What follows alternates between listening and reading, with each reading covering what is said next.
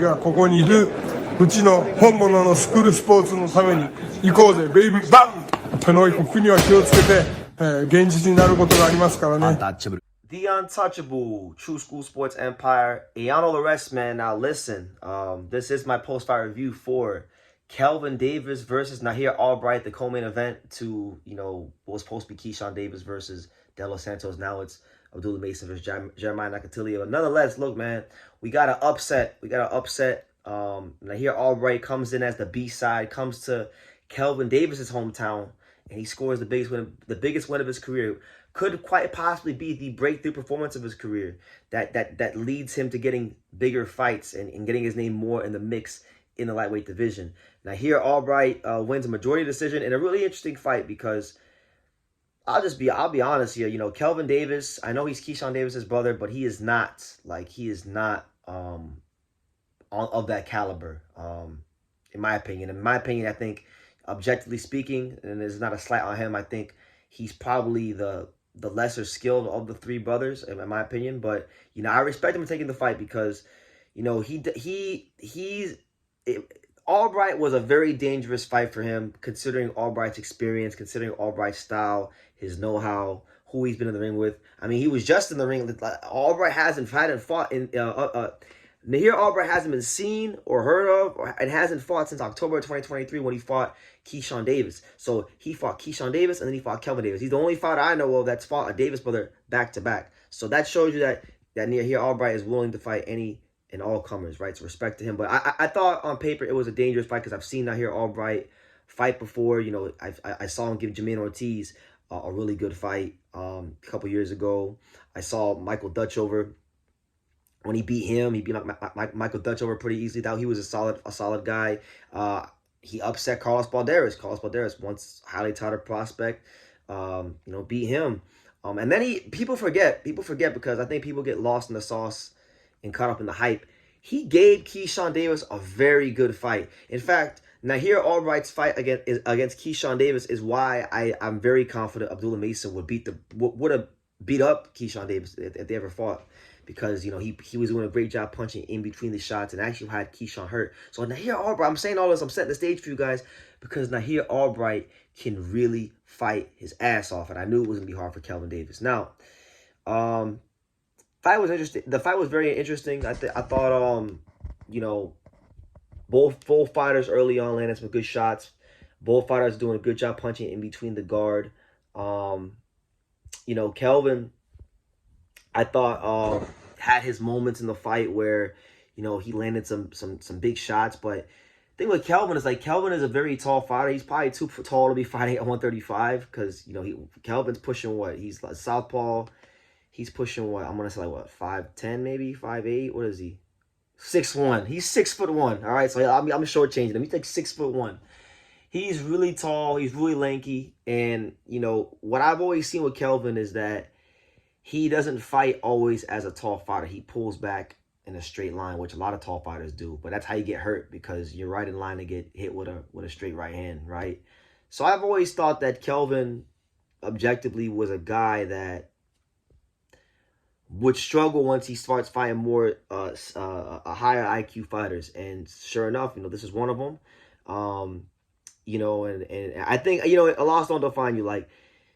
He just has to get better at boxing as a tall fighter and not being so giving up his size so easily. Once he does that, I think he has gotten better. Because I remember when Kelvin fought his I was actually at his second professional fight when he fought on the Canelo. It was the early prelims of Canelo Saunders, and there was 100 people at Cowboy Stadium. There wasn't a lot of people in the crowd, but I was one of those 100. He fought a guy named Jan Marsalek, and he got dropped in that fight, and he damn near lost that fight. Honestly, he won by a point on 4 scorecards. It was a 4-rounder, and since then, he's had to do a lot of learning, and he'll have to do some more learning because he's not at that level. But enough of Kelvin. Nahir Albright, this is an amazing moment for his career. I mean, Nahir Albright, he put up a really good performance against Keyshawn Davis, but he's an insanely high-risk, low-reward fighter because people in the boxing industry know he can fight. So he hadn't fought for over a year. He had to fight the Team Combat League, and do that for a little bit of time, and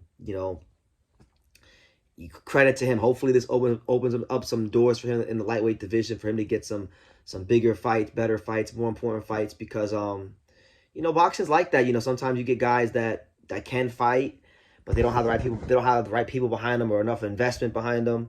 But they show, once they get in there with top guys, they show that they belong on that level. So I watched a good bit of Nahir Albright. I've watched him against Balderas, both Davis brothers, Jermaine Ortiz, Michael Dutchover. I've seen him fight. This is my 5th time seeing him fight, and every time I've seen him fight, he has consistently been a pretty good fighter.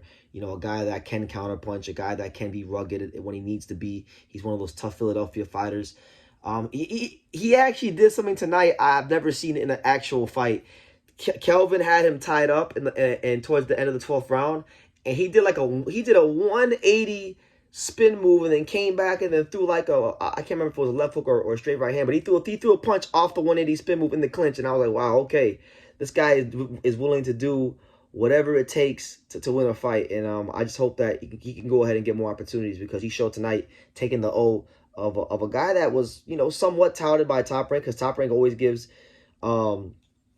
they always seem to give Kelvin Davis shine and opportunity. So there's some good fights out there for Nahir Albright. He's not ranked at lightweight, but he's ranked number 38 on BoxRec. So some of the names that are in and around him are guys like Josh Padley, Giovanni Cabrera. If you go a little higher, you got guys like Dennis Baranchik, Maxie Hughes, Albert Bell, Shu Utsugi from Japan, Frank Martin, Tevin Farmer. I mean, he's kind of he's starting to get his name in the mix there with that win, and I think he will get a good opportunity. I don't know, against who. Maybe Andy Cruz. Andy Cruz is 24. He's got a fight coming up. If Andy Cruz wins this fight, maybe that could be. I mean, there's possibilities now. But here, Albright finally has his name in the mix with a win like this, and I'm happy for him, because I don't know him, at all, but I respect him. He's a good fighter, and he deserves to get the opportunities. He's a good fighter.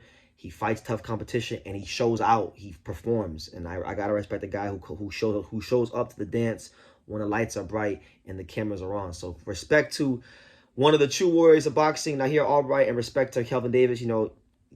A loss don't define you. Hopefully he learns from this and corrects his flaws. But yeah, what did you guys think? What do you guys think about the upset win from Nahir Albright? Leave your comments down below. Make sure you guys take the time to subscribe. And like I say in every single one of these videos, you can love me or you can hate me, but I'm just a kid from Dania. So until next time. Thank you for watching another video on the untouchable True School Sports Empire. I'm in the fight capital of the world, Las Vegas, Nevada, and we got a monster in town. For more great boxing content from America to Japan and everywhere else in between, make sure you guys subscribe, stay tuned, and keep it locked.